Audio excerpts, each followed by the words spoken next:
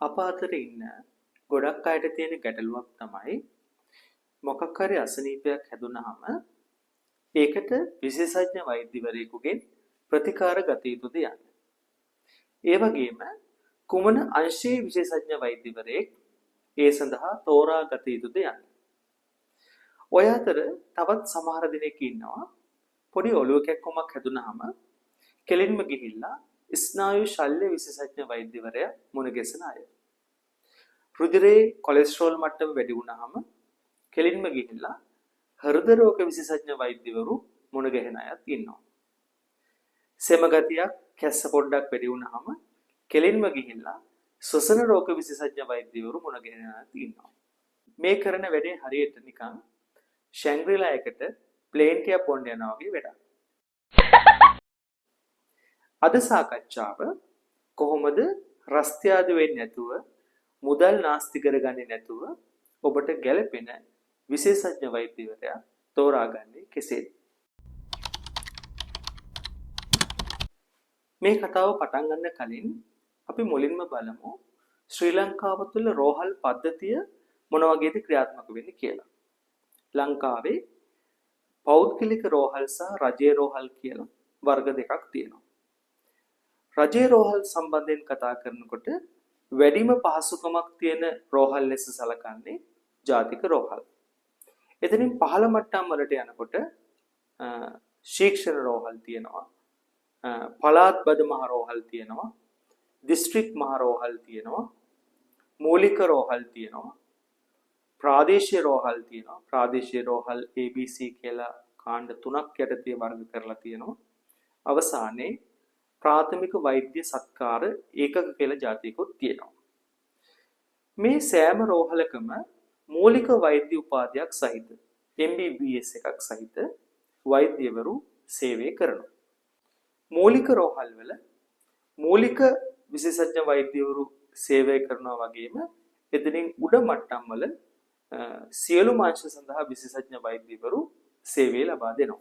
ඔබට අසනීපයක් හැදිලා ඔබව OPD එකට එහෙම නැත්නම් වාට්ටුවකට ඇතුල් කරොත් ඔබව මුලින්ම පරීක්ෂා කරන්නේ මෙන්න මේ කියන මූලික වෛද්‍ය උපාධියක් සහිත වෛද්‍යවරු. එතනදී ඔබට විශේෂඥ වෛද්‍යවරයෙකුගේ උපදෙස් අවශ්‍ය වුණොත් ඔබට විශේෂ පරීක්ෂණ සිදු කිරීමට අවශ්‍ය වුණොත් ඒ සඳහා ඔබව විශේෂඥ වෛද්‍යවරයෙකු වෙත යොමු කිරීමක් සිදු කරනවා. එතන මෙම ක්‍රමය තමයි සාමාන්‍යයෙන් විශේෂඥ වෛද්‍යවරයෙකුට යොමු කරන සාමාන්‍ය පිළිවෙල. ලෝකයේ දියුණු රටවල් වලත් සිද්ධ වෙන්නේ මෙම ක්‍රමයම තමයි. අපේ රටේ රජයේ රෝහල් වල මෙම ක්‍රමය ක්‍රියාත්මක වුණාට පෞද්ගලික අංශයේ මෙම ක්‍රමය ක්‍රියාත්මක වෙන්නේ නැහැ. ඒකට හේතුවක් ලෙස සලකන්න පුළුවන් අපේ රටේ තාම මේ මෙඩිකල් රෙෆරල් සිස්ටම් එකක් කියන එකක් හරියට ක්‍රියාත්මක වෙන්නේ නැතිකම. ඉතින් මෙන්න මේ කාරණේ නිසා ඔබට මුදල් තියෙනවා නම් ඔබට පුළුවන් ලංකාවේ ඕනෑම තැනක ඉන්න විශේෂඥ වෛද්‍යවරයෙකු ෂණයෙන් ඔබට වෙන් කරවා ගන්න. එතනදී ඔබ දැනටමත් සිදු කරන ඔබ විශේෂයෙන්ම නොකළ යුතු කරුණු කීපයක් තියෙනවා. ඔබ විශේෂඥ වෛද්‍යවරයෙක් තෝරගන්නකොට එක්ක ඔබ හිතනවා ඔබම කල්පනා කරනවා මට මේ වගේ අසනීපයක් තියෙනවා ඒ නිසා මේ වගේ ડોක්ටර් කෙනෙක් හමු වුණොත් හොඳයි කියලා. ඔබම හිතලා ඔබම කල්පනා කරලා ඒ විශේෂඥ වෛද්‍යවරයා කියන මුණ ගැසෙනවා. එහෙම නැත්නම් ඔබගේ පවුලේ ඥාතියෙක් වෙන්න පුළුවන්. ඔබගේ යාළුවෙක් වෙන්න පුළුවන්. ඒ වගේ කෙනෙක් ඔබට උපදෙස් දෙනවා අර ડોක්ටර් ගාවට යන්න ගිහිල්ලා බෙහෙත් ටිකක් ගන්න කියලා. එහෙම ගිහිල්ලත් ඔබ බෙහෙත් ගන්න අවස්ථා තියෙනවා.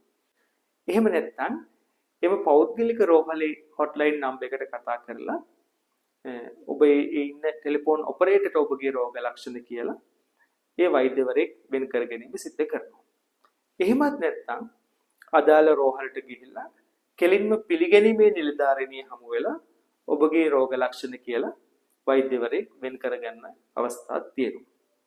එතන මේ වගේ අවස්ථාවලදී ඔබ පොඩ්ඩක්වත් කල්පනා කරාද ඔබ මේ උපදෙස් ගන්න අය වෛද්‍ය විද්‍යාව පිළිබඳ පොඩ්ඩක් හරි දැනුමක් තියෙන අයද කියලා.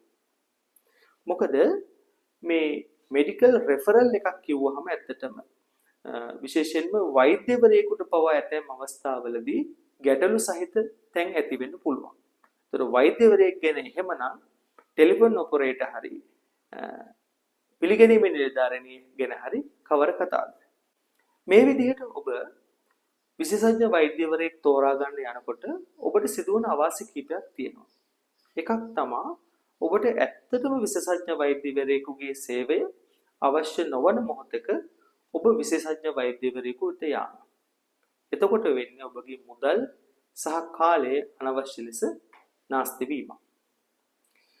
විශේෂඥ වෛද්‍යවරයාගේ පැත්තෙන් කතා කරනකොට ඇත්තටම විශේෂඥ වෛද්‍යවරයෙකුගේ සේවය අවශ්‍ය රෝගියෙකුට දෙන්න තියෙන කාලය අඩු වෙලා යනවා.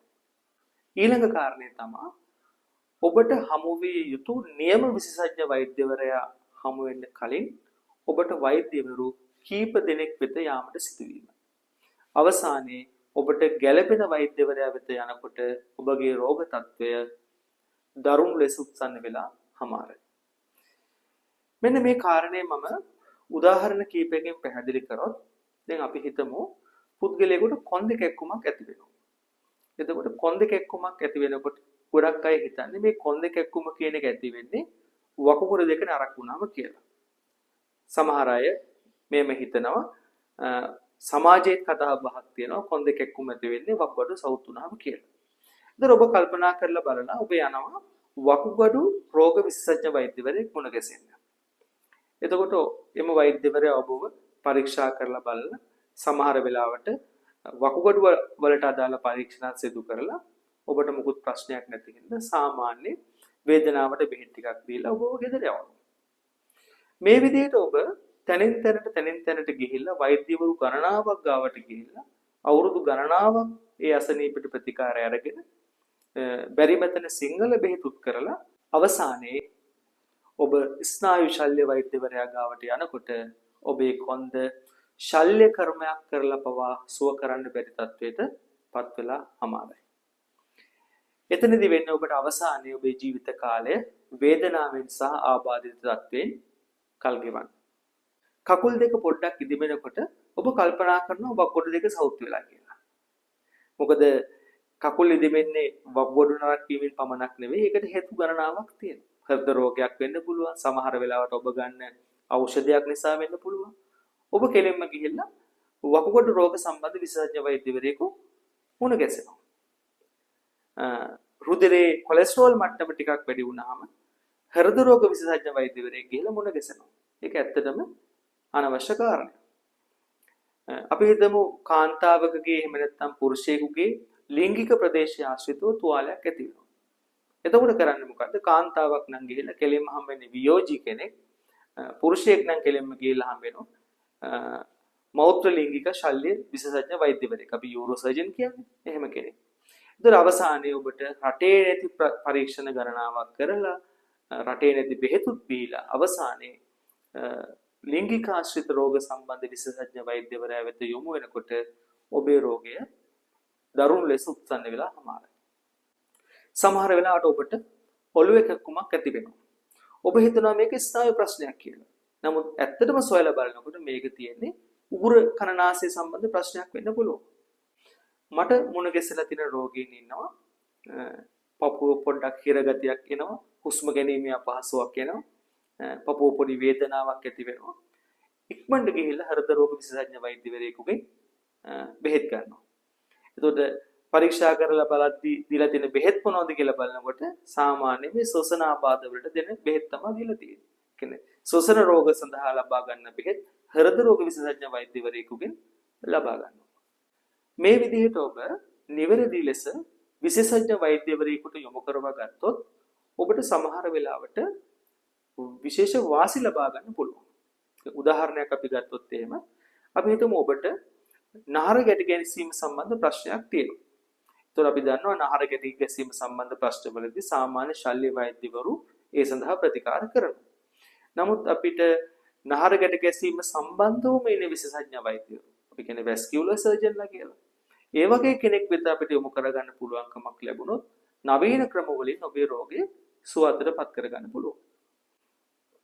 ගොඩාක් දෙනෙකුට තියෙන ප්‍රශ්නයක් තමයි දණිස් සමාරුව. ඒතකොට දණිස් සමාරුවක් හැදිච්ච ගමන් කෙලින්ම ගිහිල්ලා හම්බෙන්නේ විකලාංග ශල්‍ය වෛද්‍යවරයෙක්.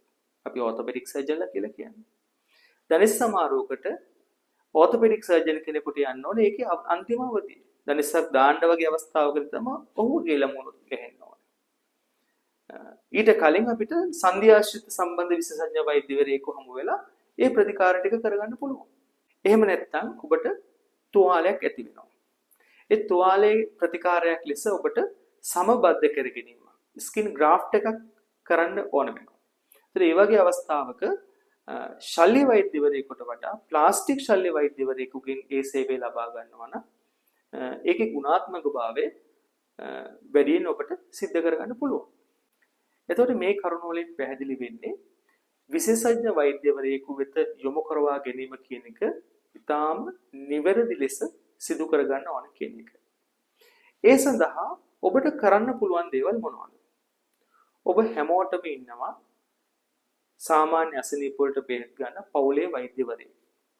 ඔබට පුළුවන් ඒ පවුලේ වෛද්‍යවරයා ගිහිල්ලා මුණ ගැසිලා ඔබගේ රෝග ලක්ෂණ ටික කියලා ඔව් ඔය හරහා ඒ අදාළ විශේෂඥ වෛද්‍යවරයා වෙත යොමු කරවා ගැනීමක් සිදු කරන්න. එහෙම නැත්නම් ඔබගේ ප්‍රදේශයේ තියෙන රෝහලේ OPD එකට ගිහිල්ලා OPD එකේ වෛද්‍යවරයා මුණ ගැසිලා ඔබගේ රෝග ලක්ෂණ කියලා ඒ අදාළ සායනයට ඔබ යොමු කරවා ගන්න පුළුවන්. ඔබ ඒ සායනෙන් බෙහෙත් ගන්න අකමැති නම් ඒ සායනයට අදාළ විශේෂඥ වෛද්‍යවරයාගේ සේවය ඔබට පෞද්ගලික අංශයෙන් ලබා ගන්න පුළුවන්. මෙන්න මේ විදිහට ඔබට විශේෂඥ වෛද්‍යවරයෙක් නිවැරදි ලෙස තෝරා ගැනීම තුළින් ඔබගේ මුදල් නාස්ති නොකර ඔබගේ කාලයත් නාස්ති නොකර රෝගයේ උත්සන්න වෙන්නත් ඉඩ නොදී ඊටාම ඉක්මනින් ඔබගේ රෝගය සුවයටපත් කරගන්න හැකියාවක් ලැබෙනවා. තවත් දවසක මෙවැනිම සාකච්ඡාවකින් හමු වනතුරු අදට සමුගන්නවා.